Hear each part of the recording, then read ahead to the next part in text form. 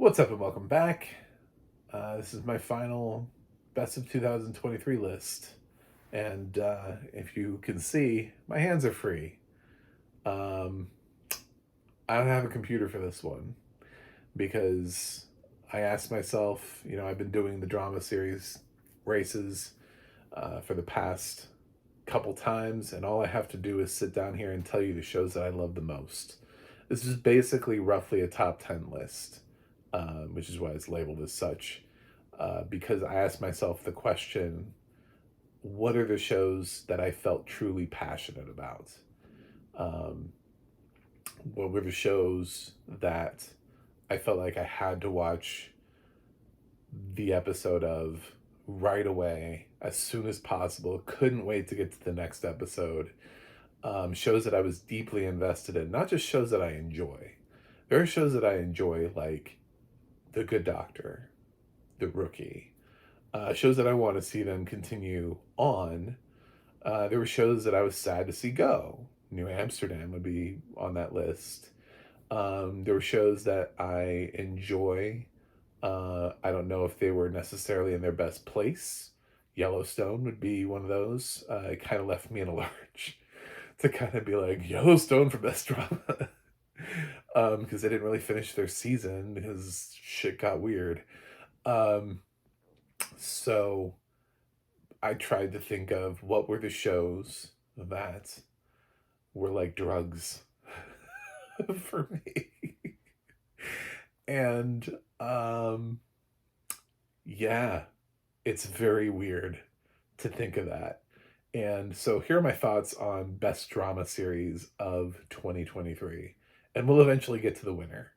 But and the runner up. So bear with me on this. So in no indeterminate order of honorable mentions, I'm going to go ahead and get right out of the gate here with Succession. I'm not giving it to Succession. I love Succession. I have to be 100% honest and say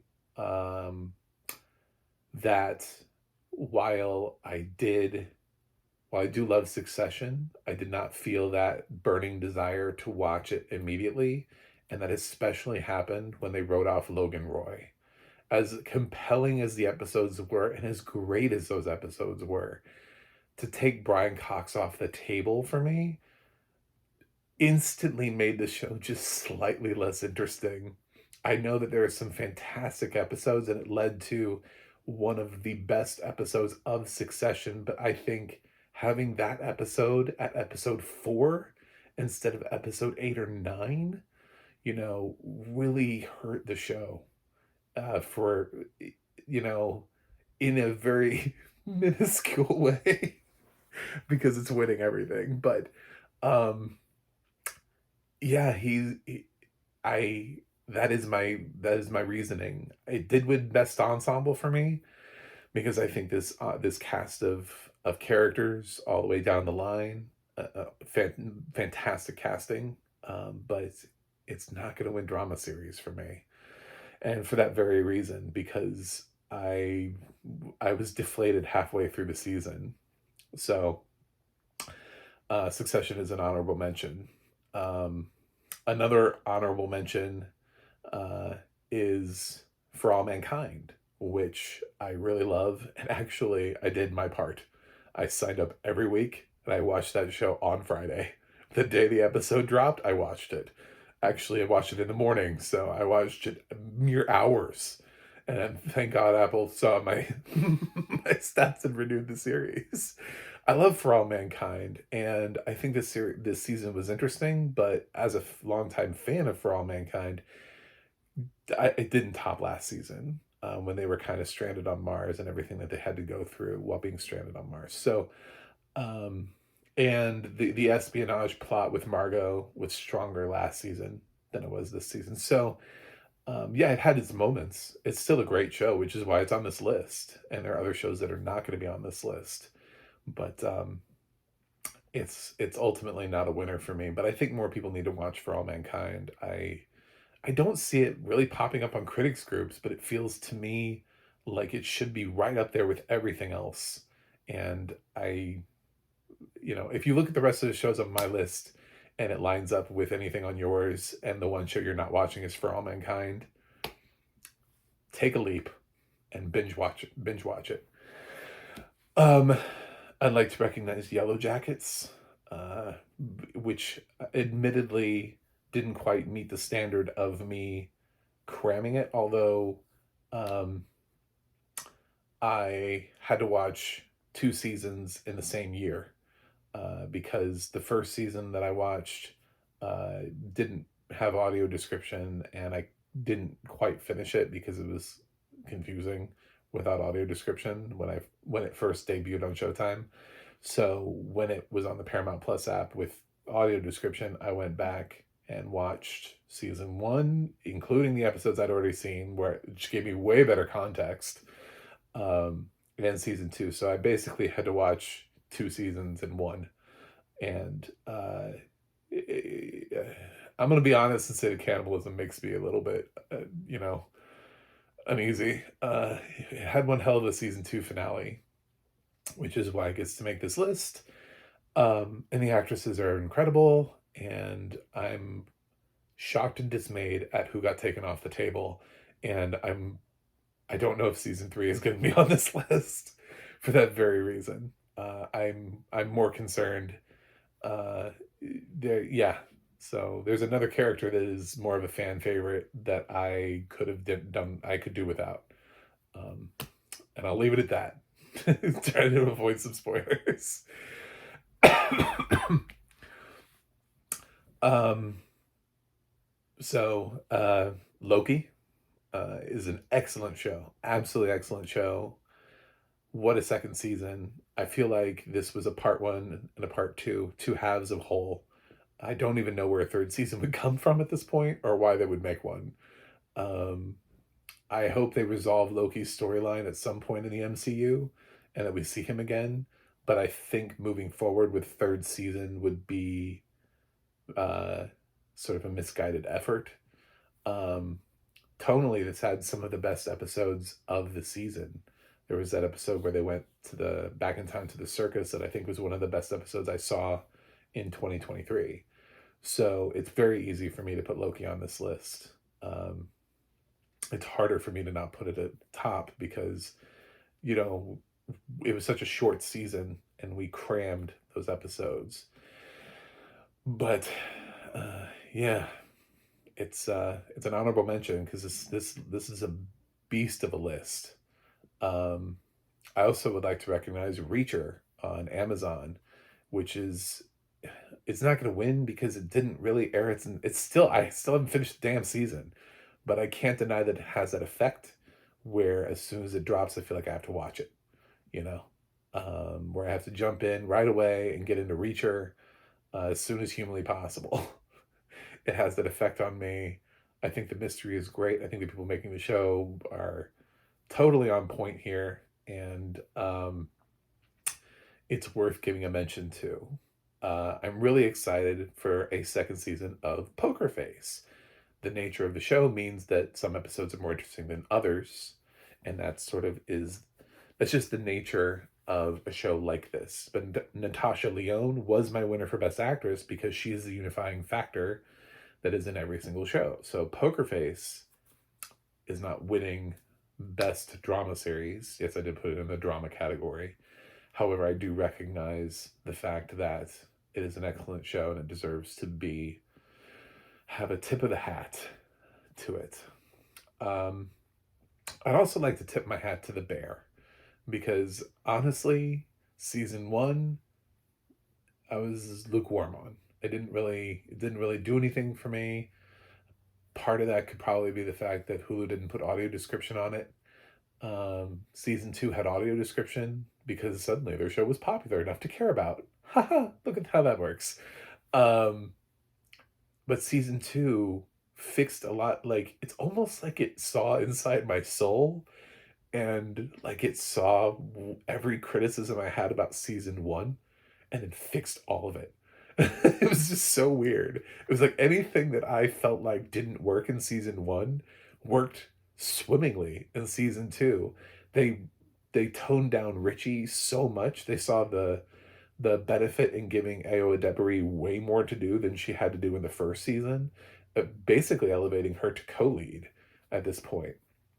The Fishes episode is one of the best episodes of the year, which is why Jamie Lee Curtis is recognized, was my runner-up for Best Supporting Actress. And just a way better, way better show in the second season, and something that I feel proud to have on this list that I feel like I can easily recommend. There are some limited series I'd like to talk about because I didn't do a limited series category. One of those is Lessons in Chemistry, which I thought did a really good job with their plot, and it went in a direction that I didn't think it was going to. It starts you off with one thing, making you think it's going to be a show about cooking, and then it's funny how it just like lays out, and then it totally becomes about something else. And I really like where it ended, and I hope we don't do a second season of it. Yeah, so I'm not putting Beef on here, and I'll tell you why. I didn't feel that. I didn't feel the need to get through each episode for Beef. I liked Beef. It falls into a category where with some other shows where it's just like, but I feel like if people are looking for Beef, I'll just go ahead and address it. I didn't feel the need to plow through episode after episode after episode after episode like I do with some of these other shows. So one of those other shows is Fargo, which honestly I have to admit that I am behind on. I have not finished Fargo, but it's because the previous seasons I didn't quite like them, and I wasn't that excited for Fargo out of the gate.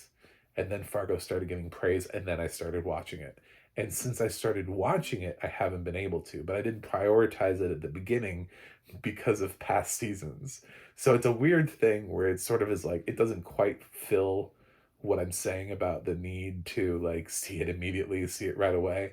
But it does once I started it. Once I was convinced that Fargo was the shit, yeah, I was all on board.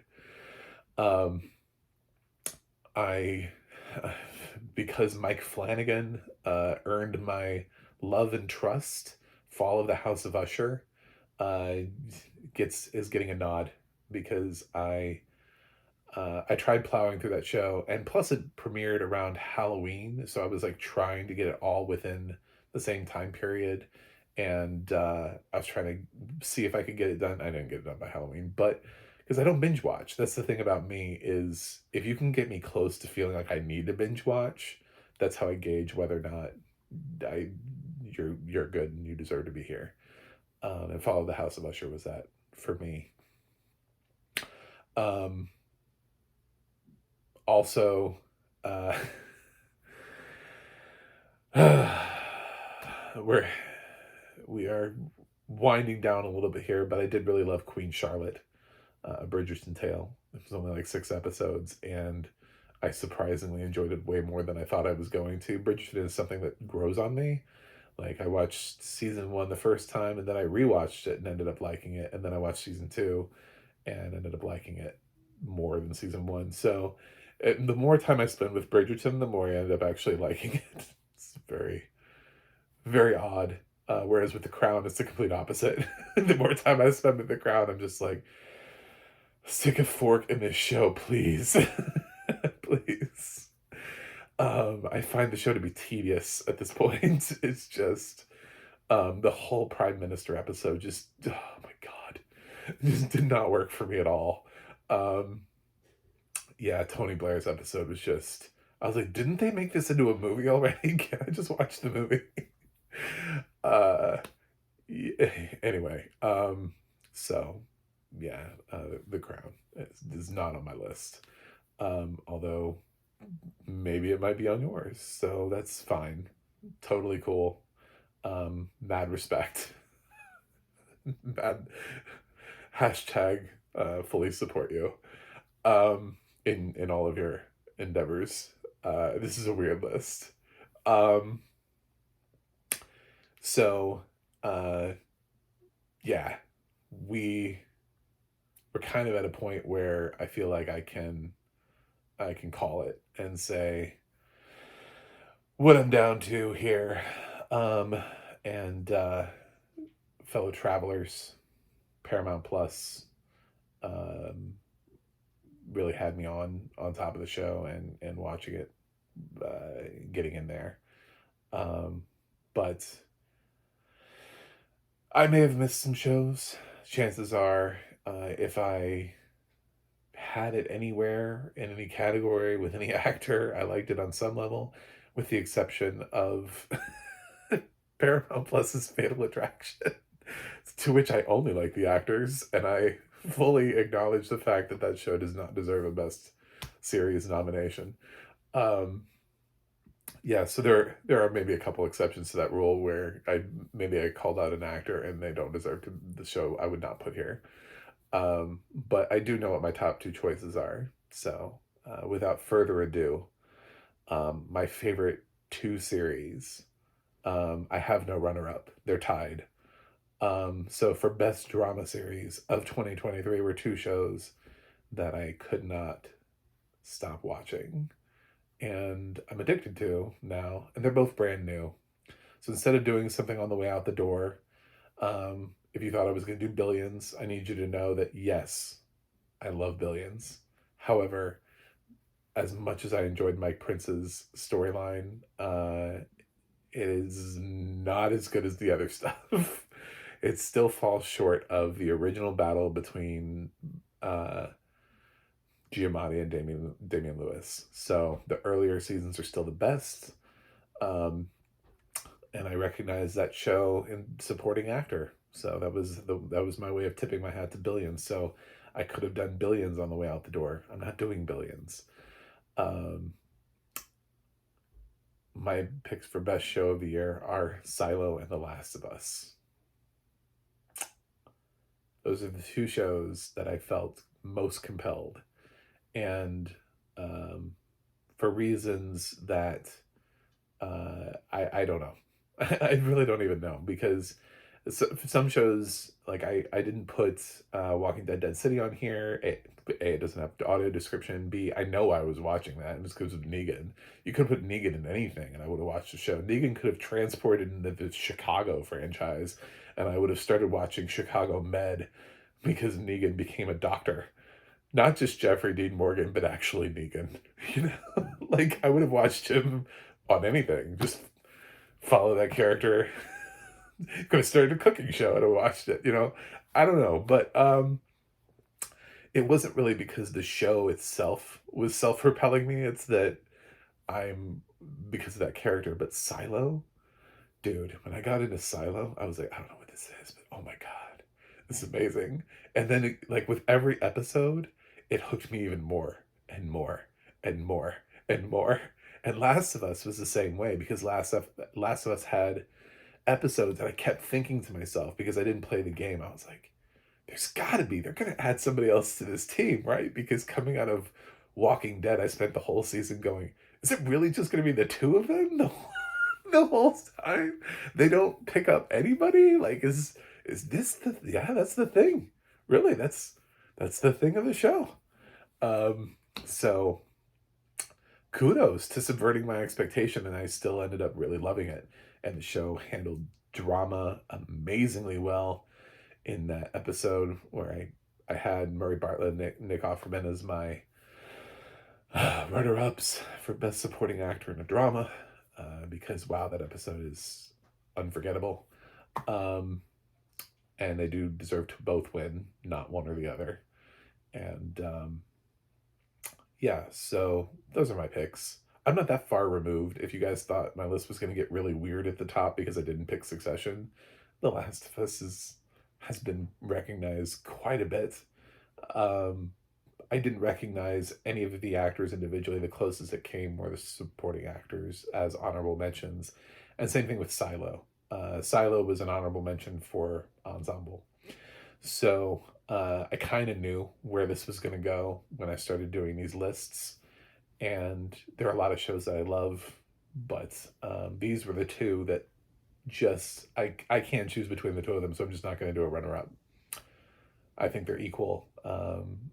And these were the ones that felt most like I was getting a drug this year. So anyway, that's it. Best drama series. Tomorrow, I've got a surprise for you guys. I hope you like it. Until then, we'll see you guys on the other side.